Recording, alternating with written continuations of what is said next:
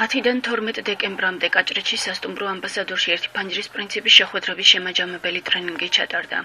ტრენინგი გაიმართა ქალთა საინფორმაციო ცენტრის ორგანიზებით პროექტის ქალები თანასწორობის მშვიდობისა და განვითარებისათვის ფარგლებში. ჩვენთვის იყო ეს ტრენინგი ძალიან მნიშვნელოვანი იმ თვალსაზრისით, რომ გადავედით სხვა ეტაპზე, როდესაც უკვე ის საქმიანობა, რომელსაც ამდენი წელი ჩვენი ორგანიზაცია ახორციელებს, გვინდა რომ ეს გადავიდეს ადგილობრივი თვითმმართველობის უფლებამოსილებაში. ის საკითხები, რომელიც ჩაითვლება, რომ ერთი ფანჯრის პრინციპის შეხვედრაზე უნდა გადაიჭრება და უკვე მუნიციპალიტეტი აიღებს თავის თავზე ამის ვალდებულებას. გამოიკვეთა სავარაუდოდ სამტრედიის, ზუგდიდის მუნიციპალიტეტი, ასევე გორის მუნიციპალიტეტი. ვფიქრობთ, რომ უახლოეს პერიოდში იქნება მექანიზმი დებულება შექმნილი, რომელიც მოგცემს საშუალებას, რომ დაინერგოს ეს მეთოდი ადგილობრივ დონეზე.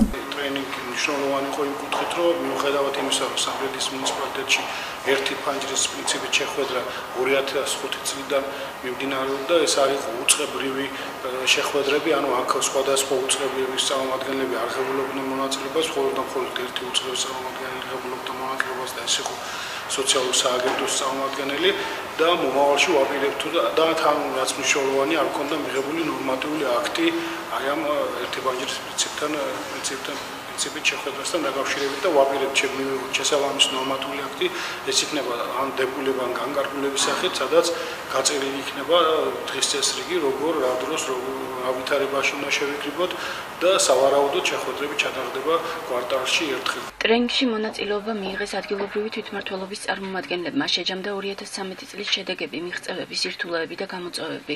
მოხდა ცალკეული შემთხვევების განხილვა.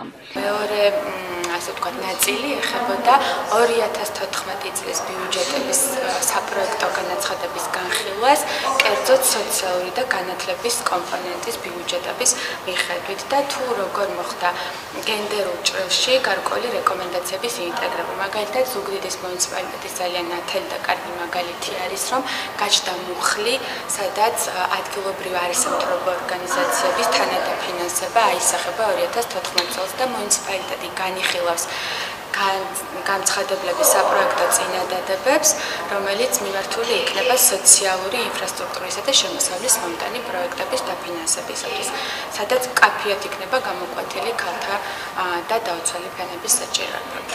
ბოლო წლებში და განსაკუთრებით მიმდინარე წელს უფრო გამოიკვეთა უკმარისობა გენდერული ბიუჯეტირების პროცესისა.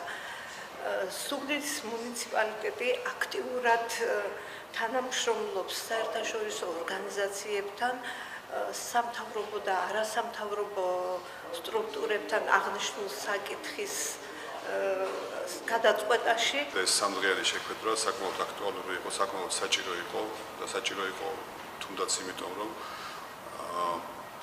წლის მიწურულია და ხდება მუნიციპალიტეტებში, საკრებულოებში ბიუჯეტის ფორმირება.